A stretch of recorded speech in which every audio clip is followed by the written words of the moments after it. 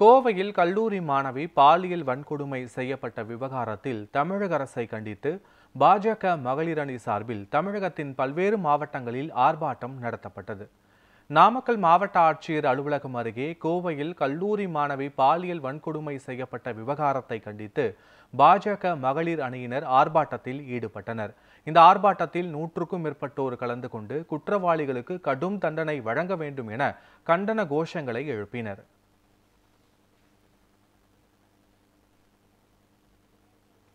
இதேபோல மயிலாடுதுறை மாவட்ட ஆட்சியர் அலுவலகம் எதிரே தமிழக அரசை கண்டித்து பாஜக மகளிர் அணி சார்பில் ஆர்ப்பாட்டம் நடைபெற்றது. இந்த போராட்டத்தில் ஏராளமான பெண்கள் கலந்து கொண்டு தமிழக அரசை கண்டித்து கோஷங்களை எழுப்பினர்.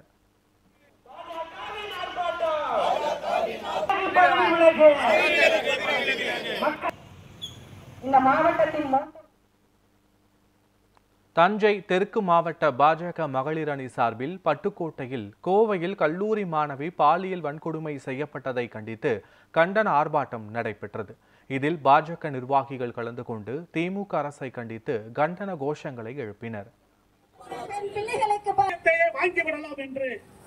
இந்த ஆட்சி ஸ்டாலின் அவர்களும் அவருடைய மகன் உதயநிதி அவர்களும்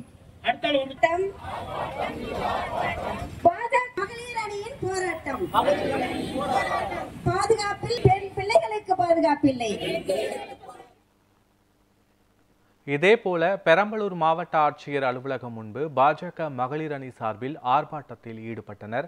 இந்த ஆர்ப்பாட்டத்தில் 200க்கும் மேற்பட்டோர் கலந்து கொண்டு கோவை பாலியல் பலாத்கார சம்பவத்தையும் தமிழக அரசையும் கண்டித்து குற்றவாளிகளுக்கு அதிகபட்ச தண்டனை வழங்க வேண்டும் என்று வலியுறுத்தி முழக்கமிட்டனர்.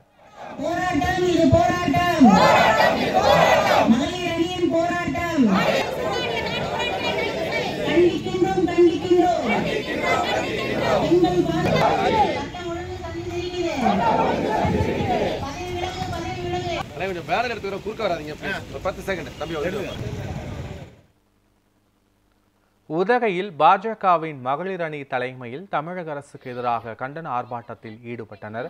இதில் பெண்களுக்கு பாதுகாப்பு இல்லாத மாநிலமாக தமிழகம் மாறி வருவதாக திமுக மற்றும் காவல்துறையை கண்டித்து கோஷங்கள் எழுப்பினர்.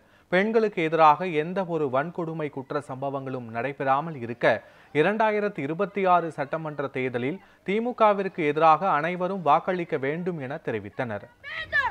அந்த இடத்துல ஒரு இன்டர்நேஷனல் ஏர்போர்ட் இருக்கு. அங்க சட்டம் ஒழுங்கு சந்தி சிரிக்குது. சட்டம் வேண்டும், சட்டம் வேண்டும். பெண் பிள்ளைகளை காக்குது. பெண்கள் பாதுகாப்பை கண்டு கொள்ளாத பெண்களின் வாழ்க்கை பாழாய் போகுது. விருதுநகர் மாவட்ட ஆட்சியர் அலுவலக வளாகத்தில் மாவட்ட பாஜக மகளிர் அணி சார்பில் பெண்களுக்கு எதிரான வன்முறையை தடுக்க கடுமையான சட்டங்களை இயற்ற வேண்டும் என கோரி ஆர்ப்பாட்டம் நடத்தினர். மேலும் கோவை சம்பவத்திற்கு பொறுப்பேற்று முதல்வர் பதவி விலக வேண்டும், தமிழகத்தில் சட்டம் ஒழுங்கு கெட்டுவிட்டது எனவும் கண்டன கோஷங்களை எழுப்பினர்.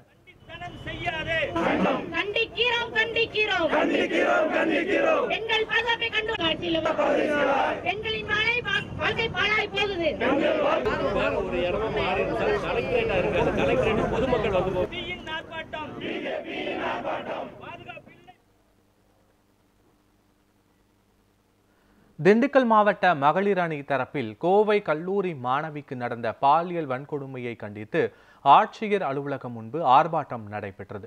இந்த ஆர்ப்பாட்டத்தில் திமுக அரசு பதவி விலக வலியுறுத்தி 70க்கும் மேற்பட்டோர் கண்டன கோஷங்களை எழுப்பினர்.